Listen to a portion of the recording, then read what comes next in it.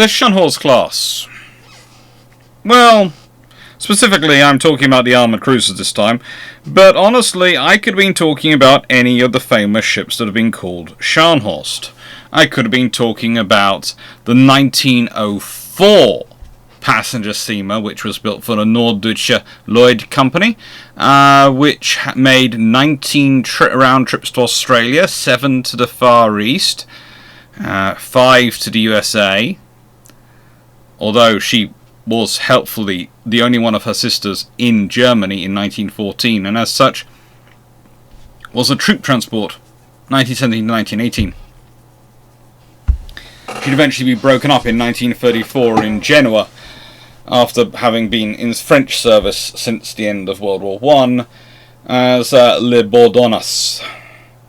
And then of course there is the 1934 Scharnhorst, which is also Norddeutsche Lloyd ocean liner, and she goes on to become the Shinyo carrier in service of the Japanese.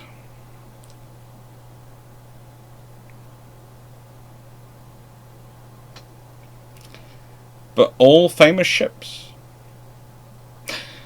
Okay, there is the HMS Mermaid, which is a modified Black Swan class, which is converted into the Scharnhorst by the Bundesmarine post World War II, but we'll leave that to one side. I would still consider that a fairly famous ship.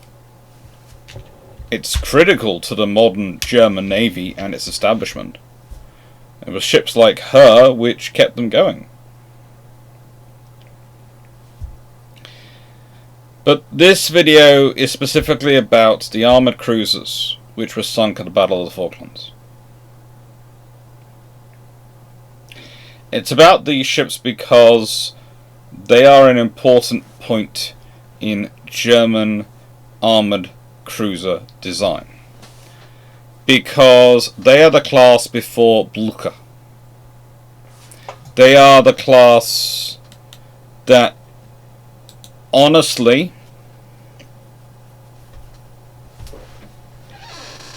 set the tone for what Germany's prepared to deploy around the world. The Blucher, when it comes in, is this interesting ship. This ship which is halfway between what will become battle cruisers and what are armoured cruisers. Well, the Scharnhorst are the armoured cruisers. And they are a very interesting, very well-rounded design. In many ways, looking at them, you could say that the Germans might have been more sensible to stick with armoured cruisers than to try to build something bigger. Maybe sticking with armoured cruisers and building just fast dreadnought battleships would have been a more sensible option. But I've already discussed that in another video.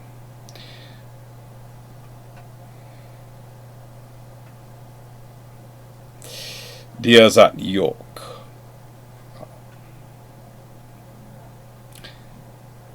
Scharnhorsts are built from the beginning with the idea of being distant deployment ships. They are built from the beginning with the idea that they are going to be vessels deployed far and wide, and probably to the Far East especially. Because the East Asia Squadron matters to Germany. It is their status. It is their capability. And the thing about the pre-World War I world is that people can build a lot of cruisers. You wouldn't have need for something like these large destroyers, the general purpose destroyers, because you just build cruisers. You build as many as you'd like. And honestly, there are so many different types of cruisers with so many different range of missions that the cruiser as a terminology is almost synonymous with anything not a battleship. Which makes it really interesting to define in the different cruiser roles. The Sharnhorst class of the Kaiserliche Marine. They are large armoured cruisers. very large. They have 8 rather than 4 8.2-inch guns. That's 210mm. And they're of course named for the great Prussian army reformers, Gerhard von Scharnhorst and August von Gneisenau. Those names become synonymous together. Those names become tied together in naval history from this point onwards. This class is going to create Sharnhorst and Gneisenau as a brand. And that's a really interesting thing to think about when we talk about warships. Because usually it's a ship on its own. Usually you think of the Warspite or the Texas. It's a ship. You think of it.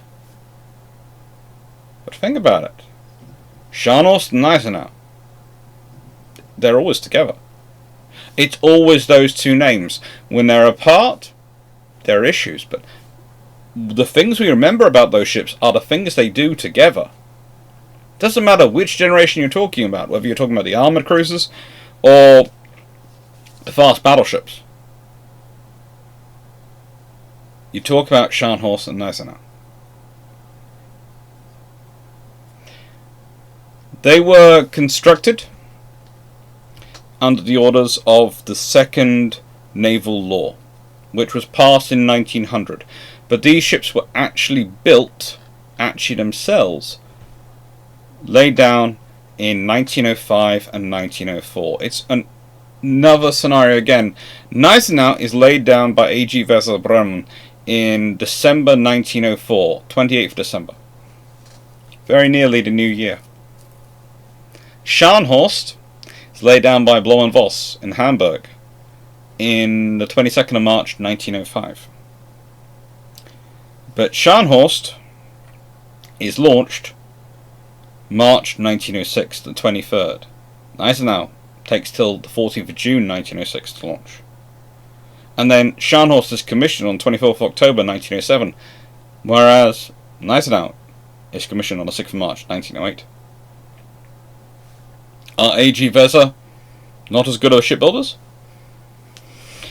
No, they are just as good. But what they really, really are busy. It's another scenario you have to consider with the German shipyards. If you are trying to cram development of the yard, construction of a vast and expanding fleet into limited yards as you're trying to grow them, so you're both trying to grow the infrastructure while also trying to grow the fleet which comes from the infrastructure, and you're asking for ever more complicated, ever more advanced, ever more capable vessels, you tend to compound the issues which your more limited infrastructure when compared to your opponent you're building against, in the case of Germany versus Britain, in terms of the quantitative dreadnought race. You compound your issues. You compound your problems.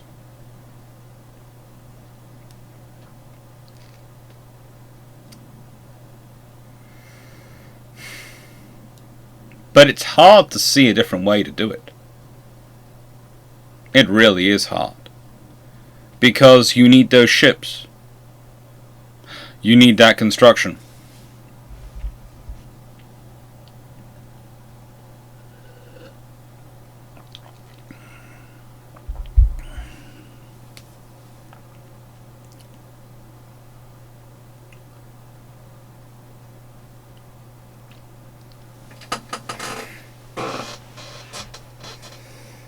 They have elegant lines. They are built with resilience and deployability in mind.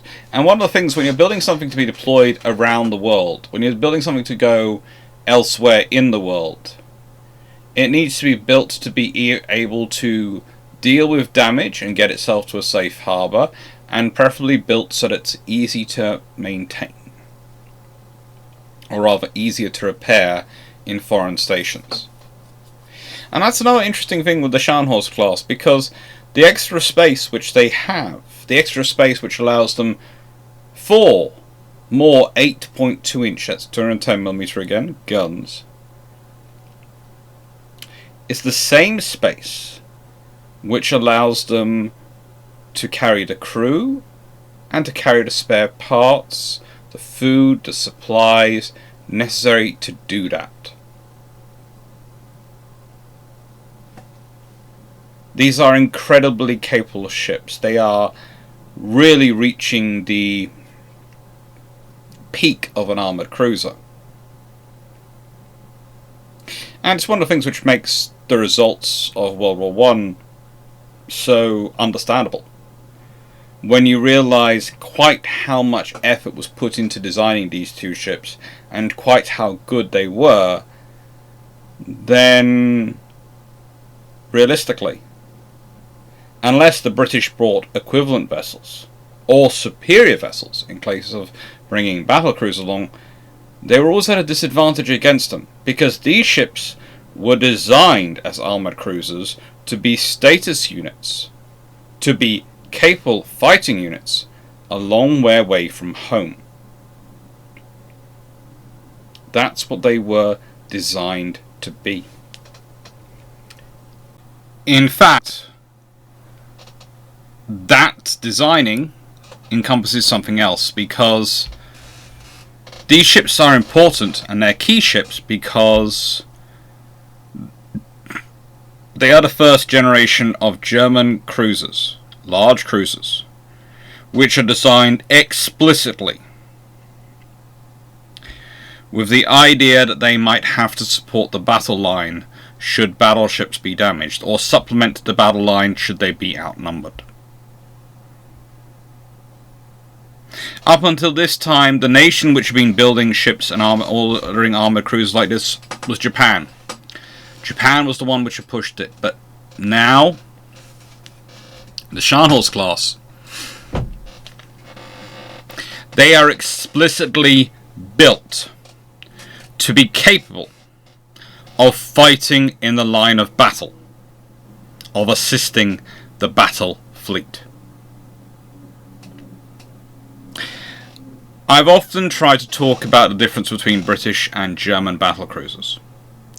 How the British cruisers are more cruiser orientated, and the German battlecruisers are more battle orientated. There are various people who like to come with saying, oh, this one's better than the that one. There are people who argue the British battlecruisers are better because they're more capable of doing the cruiser role. And there are people who argue that the German battlecruisers are better because they're more capable of fighting. They have more armour and slightly more coverage of that armour than the British battlecruisers and all these things. The truth is, and I've said this in many videos, but I seem to need to permanently be saying this. You wouldn't want a British battlecruiser if you're the German, and you wouldn't want a German battlecruiser if you're British. Because the British don't need... In fact, this is the big problem with Jutland, because they do end up in the fighting line. The British don't need their battle cruisers to assist the fighting line. They don't need their large cruisers to form up in line of battle with them. They need them to assist them as a fast wing. They need them for cruising missions, for the scouting, reconnaissance, all these duties. They do not have for commerce, protection, and interdiction. They need them for all those duties. They do not need them for the battle line. They have more than enough battleships. Maybe, if they suffered lots of losses on the battle line, then they might want to bring them in. But for the Royal Navy to suffer enough losses to justify bringing in their battlecruisers into the battle line, they will have had to have lost a lot. The trouble is, by the time you get to World War I, some people have had some bright ideas, and they're talking about the mathematical advantage of the numbers of guns, and the mathematical certainty of hits, and the need for decisive hits, and the long ranges of engagement, and all sorts of things. And at a certain point, they start going, hang on, maybe we should actually bring these ships into line. They look like battleships, perhaps we should use them like battleships. It's what the Germans have been talking about, what the Germans have been planning, but the Germans have been building their ships to do that. Because they need them to do it. And they've been building their ships to do that since the Scharnhorst class. Since this class of very large armoured cruisers. They have been building their ships to do that. The British haven't.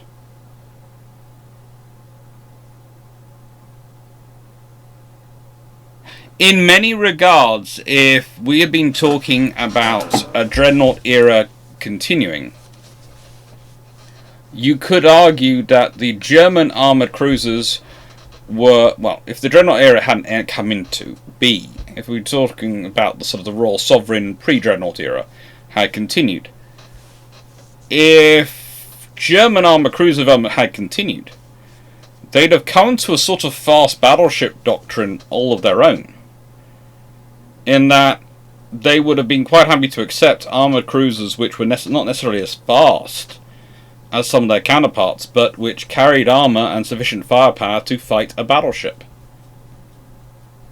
Now, the armour won't stand up for long versus a battleship's guns, and the firepower isn't meant to fight it for long, but it's meant to fight it for enough, to either, in a weakened state, as it's managed to batter through the German battle line, to take out that ship, or alternatively to hold them up long enough that the German battle line can hopefully win their fights and be in good enough condition versus the enemy battleship to turn back and defeat it after it has surely squashed the armoured cruisers. It's almost a risk fleet within a risk fleet. It's an insurance in a way as well.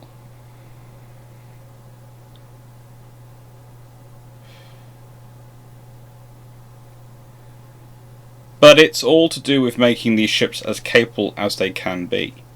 And one of the reasons why they are so capable. It's a good thing. They set out to make them capable, and they were capable. They were good flagships. Sharnhorst was, of course, the squadron flagship. And for that, she carried an additional 76, I think. 14 officers and 62 crew, or sailors. Gneisenau, she carried the balance of the squadron staff, which I think was roughly another 28 personnel. Basically, they would often stick a nascent staff in the second ship of the squadron.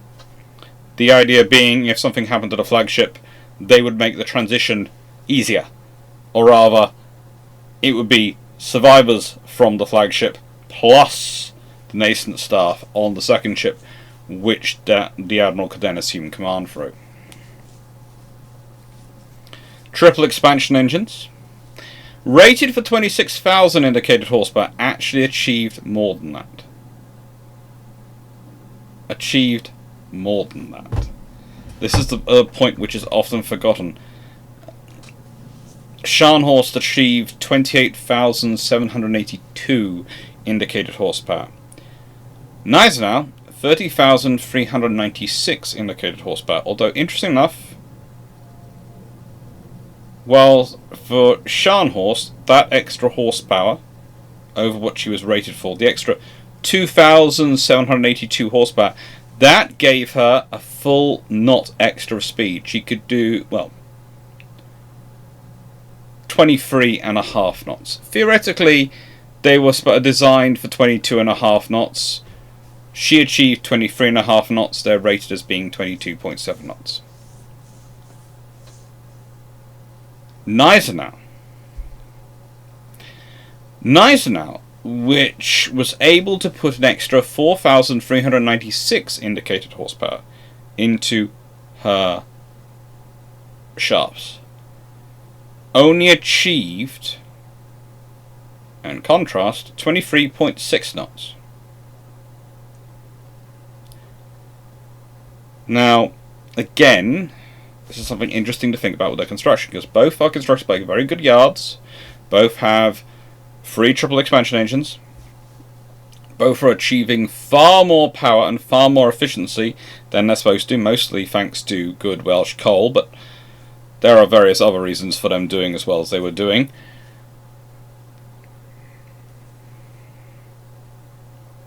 And yet one, despite generating, well, let's be honest, an extra 1500 horsepower, indicated horsepower, only generates 0.1 extra knots of speed. There is an inefficiency in the engines here. Again, this is perhaps a very good example to point to, because, let's be honest, problems to have. Oh yes, my ship, designed for this, generates only a knot faster than it was supposed to be, a knot and 0.1 knots faster than it was supposed to. I am, as a captain, so disappointed that my ship is faster than it was designed to be.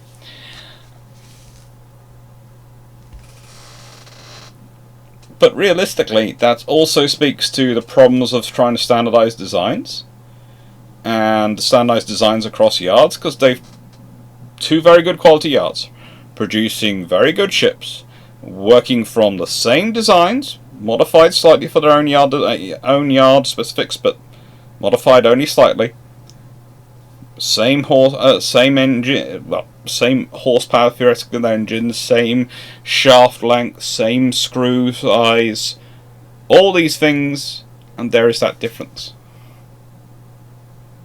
There is that difference, and we're talking not about a nation which is known for their yards taking an independent perspective of whatever design their centres are standardised. This is not this is not France of the 1900s.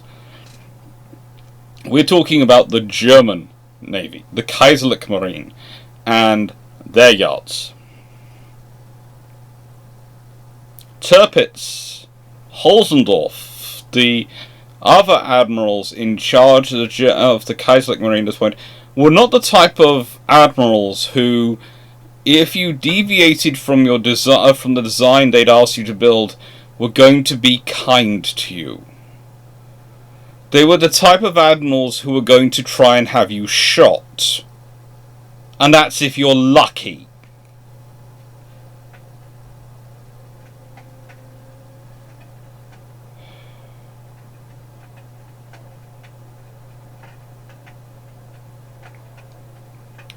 Both capable of carrying up to 2,000 tons worth of coal, which provided, theoretically, a range of 4,800 nautical miles at a cruising speed of 14 knots. They even had 4 electrical turbo generators, giving themselves a decent amount of energy to make that to do things with.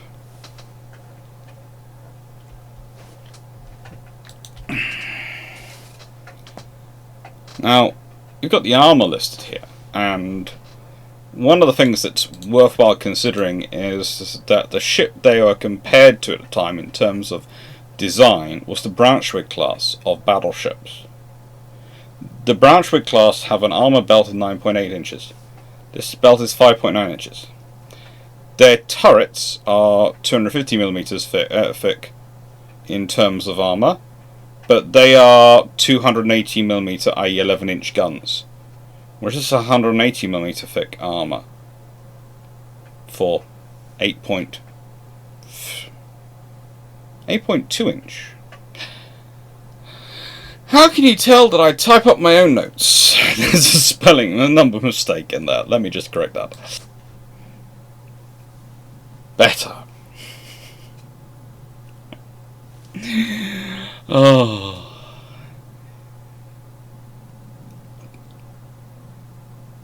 I have to admit, please don't listen to the sign and fourth wall break and all these things. I do sometimes cheat when I find a suitable table in a book and I just photograph that with my phone and use that to put in the details.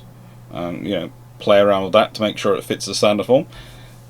But I didn't find that with the Sharnhorst class, so I found my German cruiser, an armoured ship book, which is helpfully now disappeared, but was around here earlier when I was putting this together. It's a really nice book. And it, Kaiser's Cruisers, Aidan Dodson and Dirk Nottleman. If you have not seen my book review of this book, it's really, really good. And it's got really cool details, including lots of cool stats on the cruisers. And that's where the stats for these for German cruisers of this period mostly come from when I am quoting them and discussing them. Because if you have a very good book that's done their research, why go elsewhere? But the big thing is, the armour, not quite the same level as the battleship, but not bad.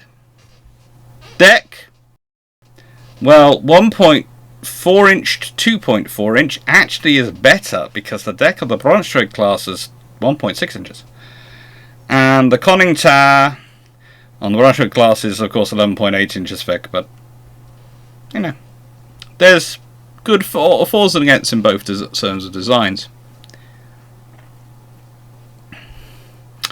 But the really interesting thing, in terms of thinking about them as filling in for the battleship role, or assisting a battleship role, is the secondary armament. Because that was considered most important, because it was decided that in any battle where their battleships are suffering, the enemy is going to throw in their smaller fry, their destroyers, their torpedo boats. And so you have 6 5.9 inch guns. There. Compared to the 14 6.7 inch guns that were on the Braunschweig. But here is the big thing. You have that most German of any war weapon, and this is every time the Germans are actually seen to be gearing up for war, you can guarantee an 88mm will appear somewhere. They're carrying 18 88mm, or 3.5 inch guns, versus the Braunschweig's 14. And they also carry 4 torpedoes.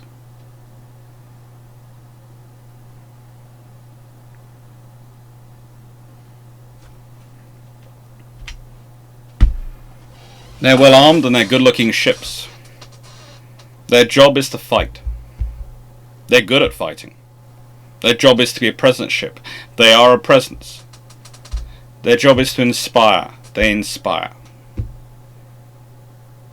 The Sharnhorst class are, if anything, the epitome of what they were supposed to be. And they show the qualities that could be achieved by German yards. This is one of the reasons why I find it funny whenever people sort of think, whenever you say critique German yards, or you critique a ship of a different nation. People never seem to be annoyed with me when I'm critiquing British ships for some reason. They basically write you off as being anti-German or anti-this. No.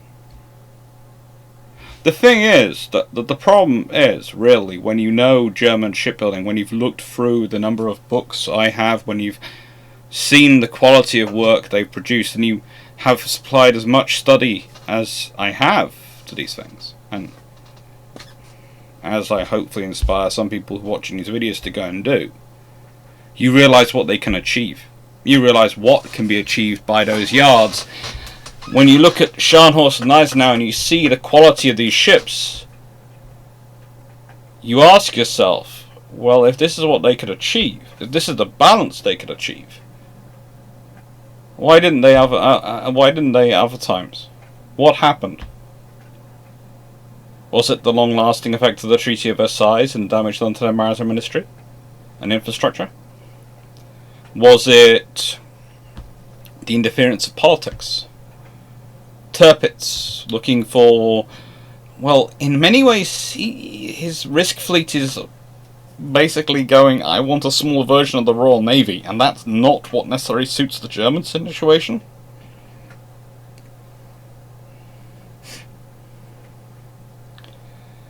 Or is it something else? Is it the fact that with these ships, they are using triple expansion engines, and Germany has developed a well-worn practice of using these engines, of developing those engines. And when they seek to push into turbines as quickly as they can, they are at a disadvantage. because their industry is not as developed in that regard. Why? Because the Kaiserliche Marine, like any navy, depends to an extent on two things for its infrastructure and industrial base. Either the merchant fleet has to have needed it, in which case there isn't much of a reason for it. When Sharnhorst and Eisenhower are being built, there's already Scharnhorst and her sisters, the liner, in service. The 1904 liner. That's using triple expansion engines. That's sailing all around the world. That is something which they have built many, many versions of and have got really to a high art. Sorry. Not sure what happened there. A little cough stuck on me and then another one came through. But turbines, no. And the German, the Navy, the Kaiserliche Marine, or the Reichsmarine or Kriegsmarine, no matter what you call it, doesn't have the same level of research budget. Never has the same level of research budget the Royal Navy has. It never has the same level of breadth of construction the Royal Navy has. To an extent, the Royal Navy can support its own industry and infrastructure. When the Royal Navy moves into turbines, it provides enough construction, enough work in turbines to justify private companies getting involved and developing it. Not just one, not just two, but there are 3, 4 different companies working on turbines in the UK. And those companies are large enough, they form international conglomerates and you know, work with others in America, in Switzerland, in Italy, all around the world.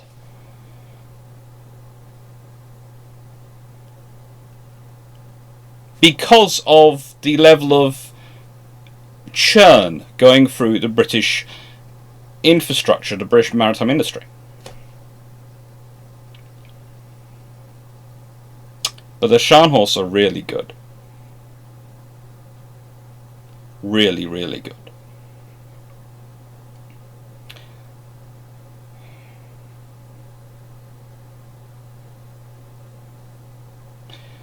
So question. This was a tough one because I was tempted to ask a question along the lines of, what do you think would have happened historically if the Germans had continued building cruisers along the lines of improved Scharnhorst class instead of building battle cruisers? But honestly, that's just not going to happen with Tirpitz around. The only way that works is if Tirpitz is not in power and if there's a complete change. So that's not a good question. It's just not.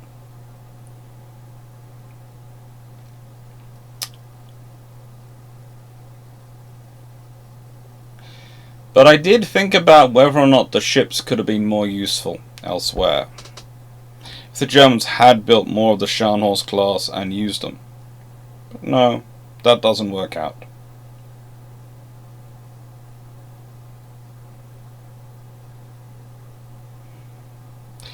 I think the question that needs to be asked is this: did the Germans throw away the Sharnhorst class? Considering how useful they could have been and how capable they were and what they did manage to achieve in World War I with von Spee, what could they have achieved if they hadn't been stuck the other side of the world? Was it necessary use? Were they of value left there? Did the Germans just leave them too long? I'd love to hear your opinions as to why and what you think, and whether you think they could have been better used. Thank you very much for watching. Hope you enjoyed. If I'm not mistaken, this was the 9th of September. And for those who don't know, the Patreon vote will still be live. Now, on the Patreon on my channel runs slightly differently than some of the other channels out there. In that, as a patron, you of course support all my work, which is fantastic. Same as a member of the channel. And those people who give super chats and super thanks, all of you support my work. But patrons, they get something special, because I have no idea what to do for the people who just give me super chats and super thanks. All I can say is thank you. Okay, that there isn't really much. I just keep doing this stuff, which I love doing. So it's a win-win, but it doesn't feel like proper. With the members of the channel, they of course get all sorts of custom emojis and things. I try and put some time into designing, and I've got to go through and replace some more and put in some more. But the more members I have, the more emojis I have to design. And honestly, emoji design is a skill set which they never teach a historian. I don't know why. It should be part of the first year course, but no, it wasn't. But for patrons, I'm actually quite good. I've actually managed to work it out to quite a good standard. There's a rolling Patreon membership which has things which come out all the way through the year. There's some other Patreon membership levels which have all sorts of goodies which come out thanks to Patreon. But most importantly, the big things are this. You get to make suggestions of topics, and there are 2 lives and 2. Those topics are turned into a live and a recorded video, at least twice a month. The top 2 get turned into a live and to a long patrol, a recorded video. And what happens is you put all the suggestions. Everyone puts in their suggestions, and then I turn them into a poll, and then you get the vote, as people are doing now. So not only as a patron do you get to suggest topics, you then get a vote on which topics will get through, and it's the top 2 which get through, and it's multiple choice, so you're able to vote for all the ones you like. So you really get to guide the topics and the discussions. And that's the next video, which I'll be recording tomorrow morning. Because it's now 20 past 11 at night, so I'm going to call it finished. But thank you very much for watching, and take care.